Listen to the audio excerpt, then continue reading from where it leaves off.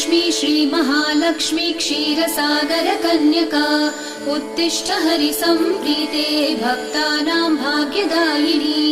श्रीलक्ष्मी श्रीमहालक्ष्मी क्षीरसागरकन्यका उत्तिष्ठ हरिसम्प्रीते भक्तानां भाग्यदायिनी। उत्तिष्ठोत्तिष्ठ श्रीलक्ष्मी विष्णुवक्षस्थलालये उत्तिष्ठ करुणापूर्णे लोकानां शुभदायिनी। उत्तिष्ठोत्तिष्ठ श्रीलक्ष्मी विष्णुवक्षस्थलालये उत्तिष्ठ करुणापूर्णे लोकानां शुभदायिनी। श्रीपद्ममध्यवसिते वरपद्मनेत्रे श्रीपद्महस्तचिरपूजितपद्मपादे श्रीपद्मजातजननी शुभपद्मवक्त्रे श्रीलक्ष्मी भक्तवरदे तव सुप्रभातम्।